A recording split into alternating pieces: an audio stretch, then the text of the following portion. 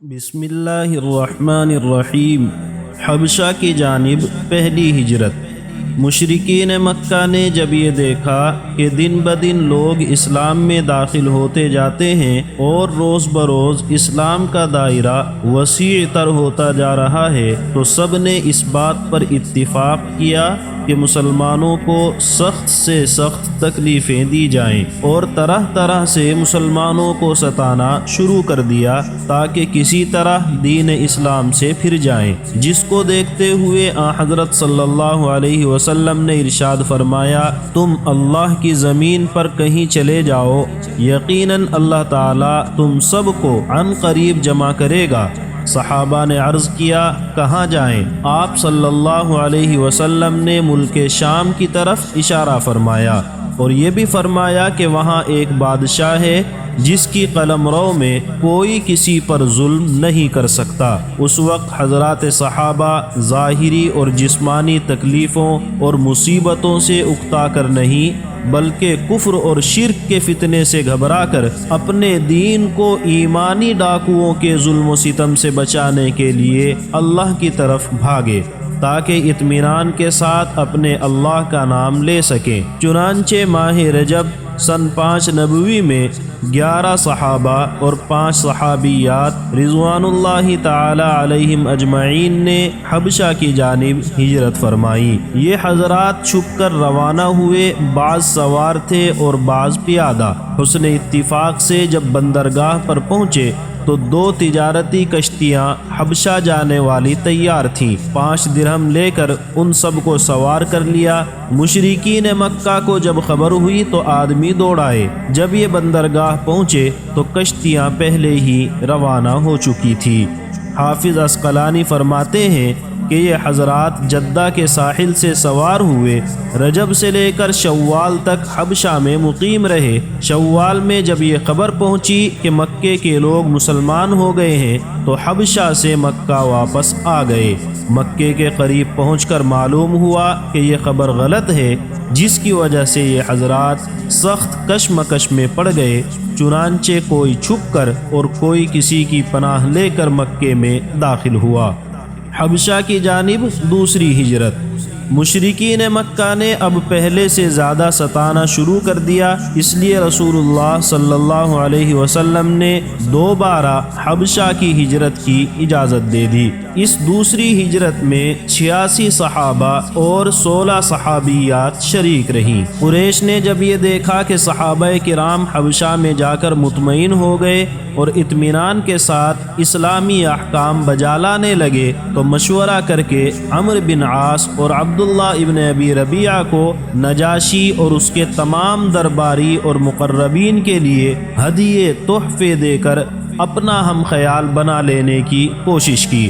چنانچہ عمرو بن عاص اور عبداللہ بن ابی ربیعہ یہ دونوں حضرات حبشہ پہنچے۔ سب سے پہلے بادشاہ کے آس پاس کے لوگوں، اس کے درباری اور اسمبلی کے دوسرے حضرات کو نذرانے پیش کیے اور یہ بیان کیا کہ ہمارے شہر کے کچھ کم عقل اور نادان لوگوں نے اپنا آبائی دین چھوڑ کر تمہارے شہر میں پناہ لی ہے۔ انہوں نے اپنے باپ داداؤں کا مذہب تو چھوڑا ہے اور تمہارا دین بھی اختیار نہیں کیا، یعنی عیسائی بھی نہیں ہوئے، بلکہ ایک نیا دین اختیار کیا ہے جس سے نہ ہم اور نہ آپ کوئی بھی واقف نہیں۔ ہماری قوم کے معزز اور خاص لوگوں نے ہم کو بادشاہ کی خدمت میں اس لیے بھیجا ہے کہ یہ لوگ ہمارے حوالے کر دیے جائیں۔ آپ حضرات بادشاہ سے سفارش کیجئے کہ ان لوگوں کو بغیر کسی مکالمے، بغیر کسی بات چیت کے ہمارے حوالے کر دے۔ چنانچہ جب وہ لوگ بادشاہ تک پہنچنے میں کامیاب ہوئے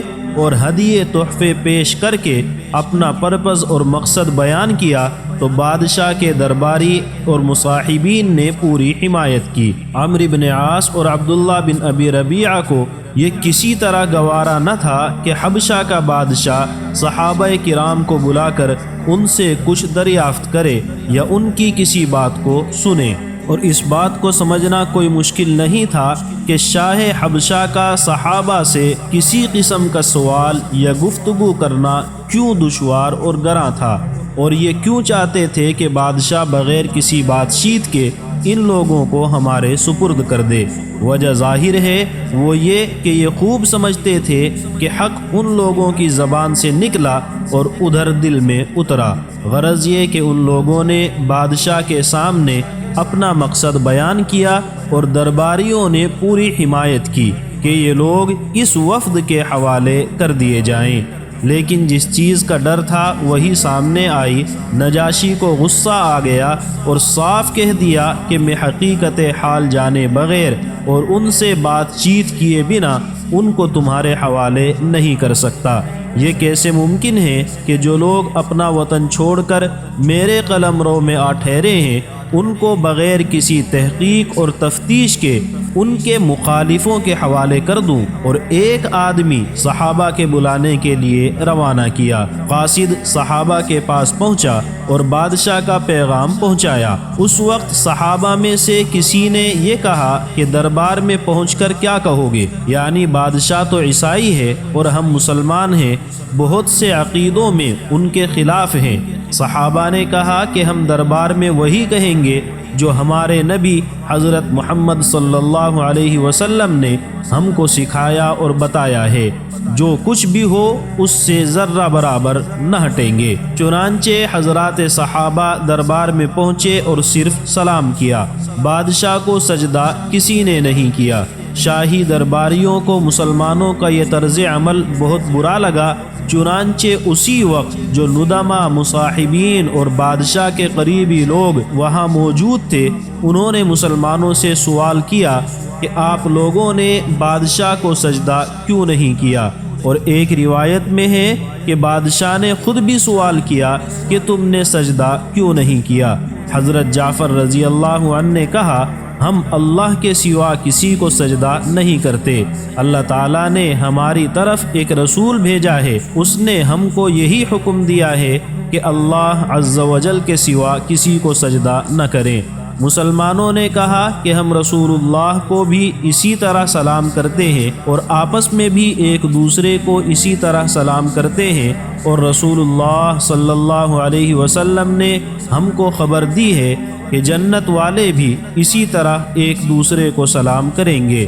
رہا سجدہ تو اللہ کی پناہ کہ ہم سوائے خدا کے کسی کو سجدہ کریں اور تم کو اللہ کے برابر گردانیں۔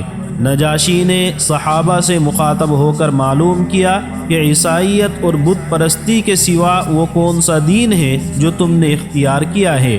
صحابہ کی جماعت میں سے حضرت جعفر رضی اللہ عنہ بادشاہ کے جواب کے لیے اٹھے اور فرمایا کہ اے بادشاہ، ہم سب جاہل اور نادان تھے، بتوں کو پوجتے، مردار کو کھاتے تھے، قسم قسم کی بے حیائیوں میں مبتلا تھے، رشتہ داریوں کو توڑتے، پڑوسیوں کے ساتھ بدسلوکی کرتے۔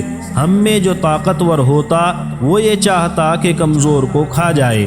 اسی حال میں تھے کہ اللہ تعالیٰ نے ہم پر اپنا فضل فرمایا، ہم میں سے اپنا ایک پیغمبر بھیجا جس کے حسب و نسب، سچائی اور امانت، عفت اور پاک دامنی کو ہم خوب جانتے ہیں۔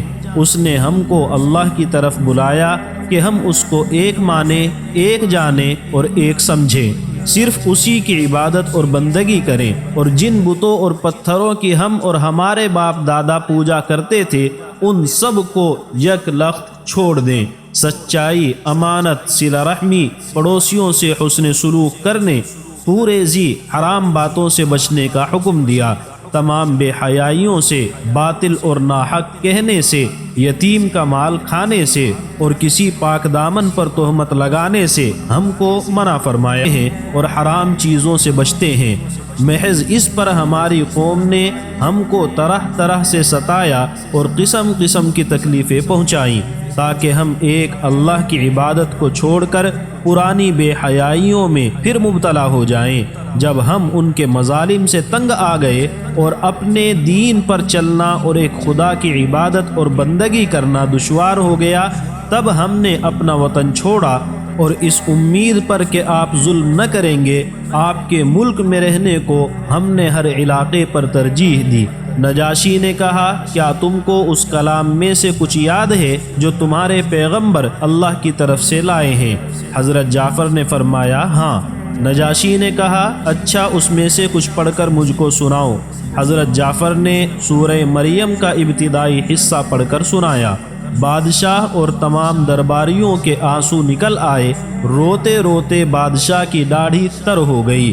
جب حضرت جعفر رضی اللہ عنہ تلاوت ختم فرما چکے تو نجاشی نے کہا یہ کلام اور وہ کلام جو عیسیٰ علیہ السلام لے کر آئے ہیں دونوں ایک ہی شمع دان سے نکلے ہیں، اور قریش کے وفد سے صاف طور پر کہہ دیا کہ میں ان لوگوں کو ہرگز تمہارے حوالے نہ کروں گا اور نہ اس کا کوئی امکان ہے۔ جب عمرو بن عاص اور عبداللہ بن ابی ربیعہ اس طرح بادشاہ کے دربار سے نامراد باہر نکلے تو عمرو بن العاص نے کہا کہ میں کل بادشاہ کے سامنے ایسی بات کہوں گا جس سے وہ ان لوگوں کو بالکل نیست و نابود کر دے گا۔ عبداللہ بن ابی ربیعہ نے کہا ایسا ہرگز نہ کرنا، ان لوگوں سے ہماری قرابتیں ہیں، یہ ہمارے عزیز اور رشتہ دار ہیں، اگرچہ مذہب میں ہمارے مخالف ہیں۔ مگر عمرو بن العاص نے ایک نہ سنی۔ اگلا روز ہوا کہ عمرو بن العاص نے نجاشی سے کہا کہ اے بادشاہ، یہ لوگ حضرت عیسیٰ علیہ السلام کی شان میں بہت ہی سخت بات کہتے ہیں۔ نجاشی نے صحابہ کو بلاوا بھیجا۔ اس وقت صحابہ کو بہت تشویش ہوئی۔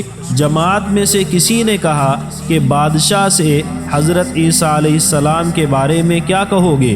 اس پر سب نے ایک زبان ہو کر کہا کہ خدا کی قسم ہم وہی کہیں گے جو اللہ نے اور اس کے رسول نے کہا ہے، جو کچھ بھی ہو ذرہ برابر اس کے خلاف نہ کہیں گے۔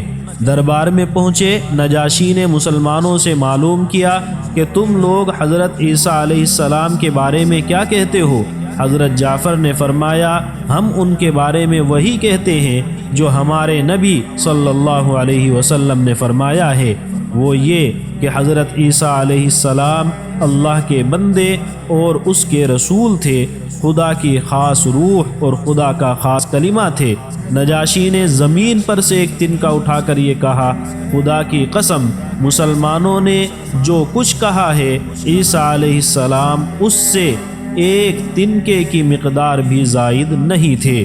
اس پر درباریوں نے بہت ناک بھوں چڑھائے مگر بادشاہ نے ذرہ برابر پرواہ نہ کی اور صاف کہہ دیا کہ تم کتنے ہی ناک بھوں چڑھاؤ مگر حقیقت یہی ہے، اور مسلمانوں سے کہا کہ تم امن سے رہو، ایک سونے کا پہاڑ لے کر بھی میں تم کو ستانا پسند نہیں کرتا، اور حکم دیا کہ قریش کے تمام تحفے واپس کر دیے جائیں، مجھ کو ان کے نذرانوں کی کوئی ضرورت نہیں ہے۔ خدا کی قسم اللہ نے میرا ملک اور میری سلطنت بغیر کسی رشوت کے مجھ کو دلائی ہے، لہذا میں تم سے رشوت لے کر ان لوگوں کو ہرگز تمہارے سپرد نہ کروں گا۔ دربار ختم ہوا اور مسلمان نہایت خوشی خوشی اور قریش کا وفد نہایت ذلت اور ندامت کے ساتھ باہر نکلا۔ نجاشی کے اس اعلان کے بعد مہاجرین اطمینان کے ساتھ حبشہ میں رہنے لگے۔ جب رسول اللہ صلی اللہ علیہ وسلم نے مدینہ منورہ ہجرت فرمائی تو اکثر لوگ تو خبر سنتے ہی حبشہ سے مدینہ واپس آ گئے، جن میں 24 آدمی غزوہ بدر میں شریک ہوئے۔ باقی ماندہ لوگ حضرت جعفر رضی اللہ عنہ کے ساتھ سن 7 ہجری میں خیبر کی فتح کے وقت حبشہ سے مدینہ منورہ پہنچے۔